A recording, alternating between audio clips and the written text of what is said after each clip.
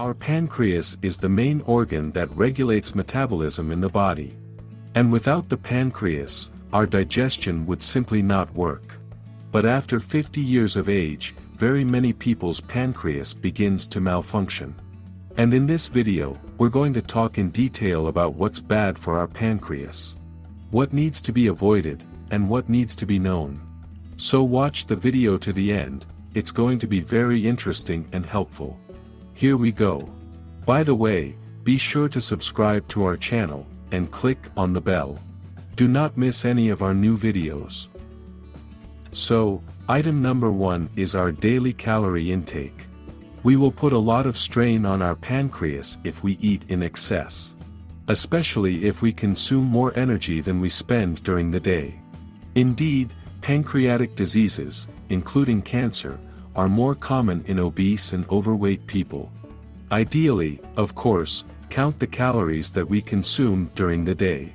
But that, it must be said, is quite such a complicated way to go. If you're that passionate about your health, you can keep a calorie diary. But you can also do something simpler, measure your weight and waist circumference regularly and observe.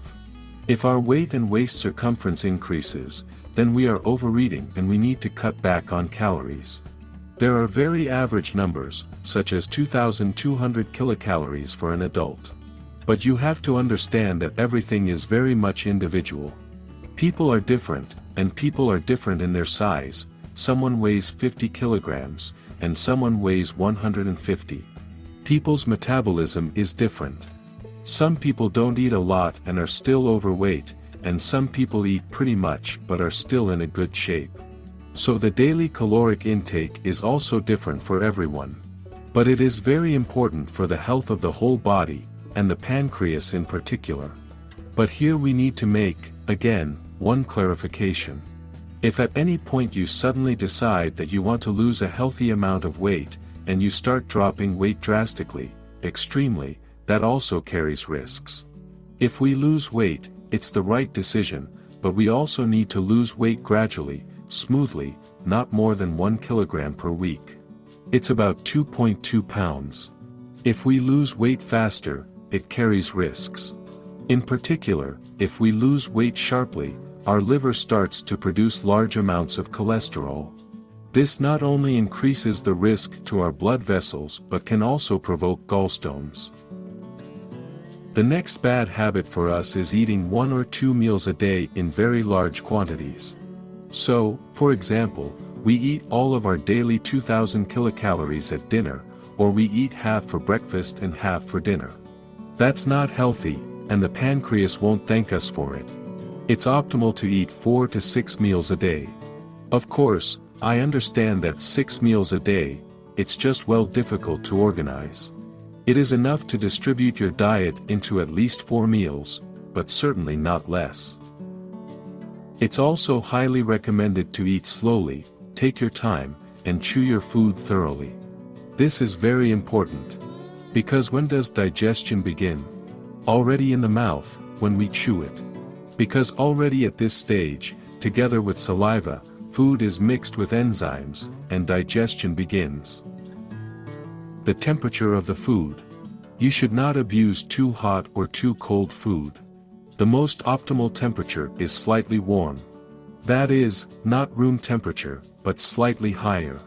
But if we want to eat an apple, we certainly do not need to heat it in the microwave. But it is better to eat the main dishes warm. The next point is a lack of protein. If we are protein malnourished and we are deficient in amino acids, this is bad for the pancreas. Protein sources can be either animal or vegetable. Of course, in terms of amino acid composition, animal protein is higher quality and more represented. But the problem is that some animal sources of protein carry other troubles. Some fatty pieces of pork or beef will be heavy food for our gastrointestinal tract.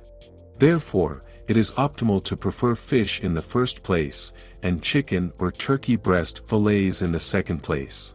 White meat. Also, a good source will serve not very fatty dairy products. You should also pay attention to legumes, beans, peas, lentils, chickpeas, and so on. Indeed, legumes have such a high protein content that they come pretty close to meat. But how much protein should you eat? Researchers believe that an adult should eat at least 0.9 grams of protein per kilogram of body weight. You can round up to 1 gram. But you should understand that eating too much protein is also harmful to the liver and kidneys. So how to determine your rate? If you are not engaged in sports, then you need to eat 1 gram of protein per kilogram of body weight. If we do sports, we eat 1.5 grams of protein for every kilogram of body weight.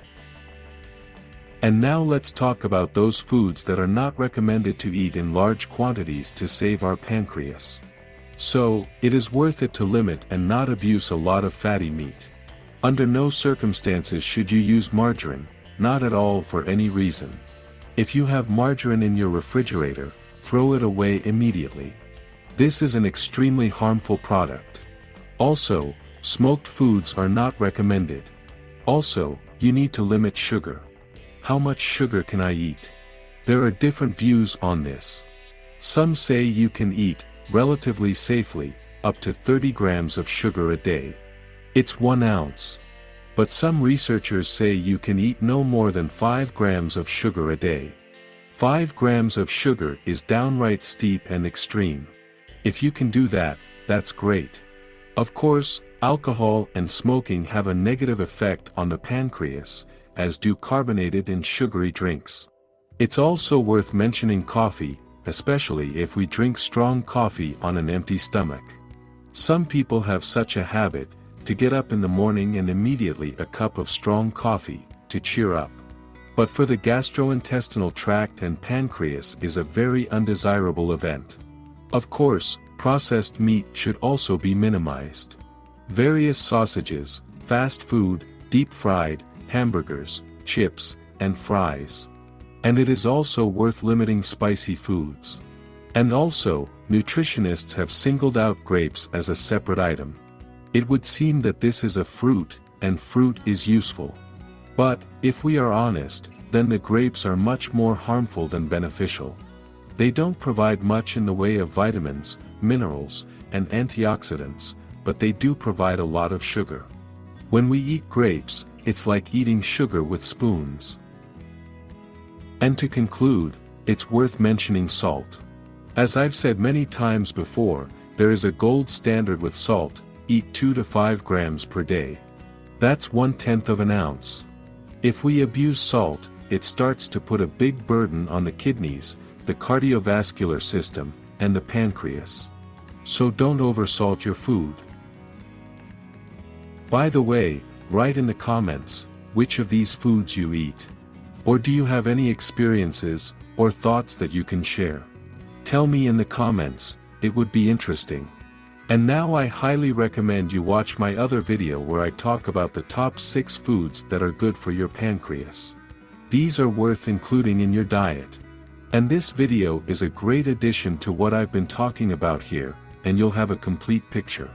The link to the video just appeared on the screen, and I left the link in the description and pinned it in the top commentary. Be sure to check it out. If you enjoyed this video, please hit the like button and subscribe to our channel. See you in the video about the top 6 foods that are good for your pancreas.